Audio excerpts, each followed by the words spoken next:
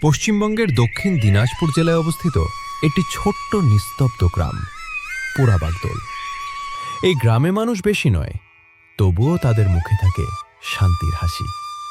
আর চারিদিকে ছড়িয়ে রয়েছে সুপরিচিত এই গ্রামের নিরিবিলি পরিবেশ।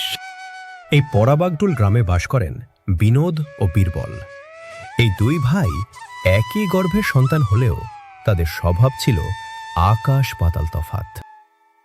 বিনোদ ছিল খুব ভালো মনের মানুষ, সৎ ও পরিশ্রমী। গ্রামবাসী সকলে তাকে খুব সম্মান করে। সে ছিল খুব গরিব, তাই সকালে সূর্য না ওঠার আগেই মাঠে কাজ করতে চলে যায়। আর উল্টো দিকে ছিল তার ভাই বীরবল। তার মনে ছিল খুব অহংকার ও লোভ। সে নিজের লাভের জন্য সবাইকে ঠকাতে পারে। আর ঠিক তেমন করেই সে তার বাবার সমস্ত জমি। বিনোদ তার স্ত্রী ও ছেলের সাথে ঘরে বসেছিল। ঠিক তখনই বীরবল হঠাৎ তাদের বাড়িতে উপস্থিত। আরে বীরবল, কেমন আছিস ভাই? আমি তো সবসময় ভালোই থাকি। তোর অবস্থা দেখতে এলাম। এই শীত, এই বৃষ্টি, তোর তো দেখছি ভালোই কষ্টে দিন কাটছে। সৃষ্টিকর্তার কৃপায় আমাদের দিন ভালোই যাচ্ছে। তোদের বললাম আমার বাড়িতে চল, সেখানে থেকে কাজ করবি, ভালো মাইনে দেব, সুখে শান্তিতে থাকবি, বুঝলি? ভ্রমণ সুখের আমার দরকার নেই রে, আমি যেমন আছি খুব ভালোই আছি। এই কথা বলে বীরবল সেখান থেকে চুপচাপ চলে গেল। কই গো, তোমার দাদা বৌদি কি রাজি হলো আমাদের বাড়িতে এসে কাজ করতে? আরে না, ভালো করে বোঝালাম তাও রাজি হলো না। কিন্তু আমাদের বাড়িতে তো কাজের লোক লাগবেই, এখন কি?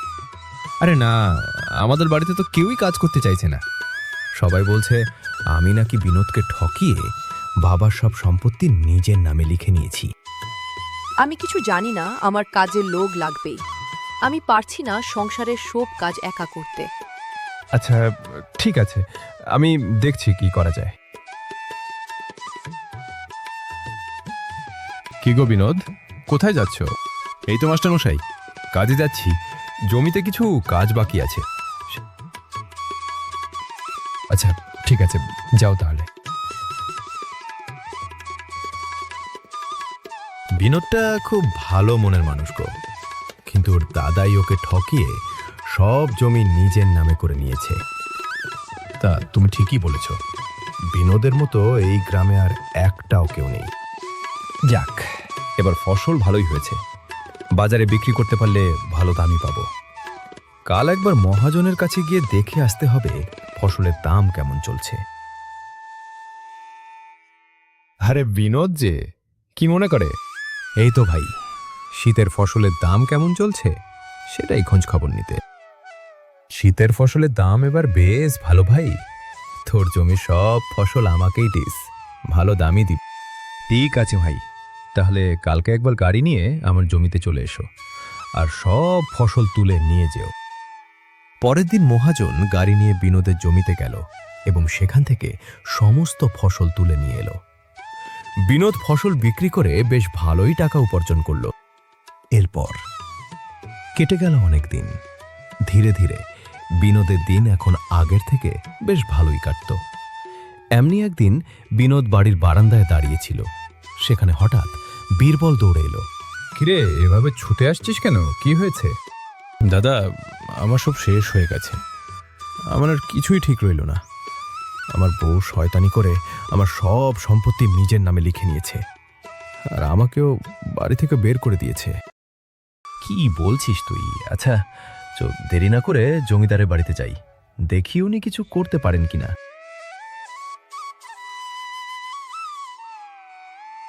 বীরবল সবকিছু জমিদারকে খুলে বলল।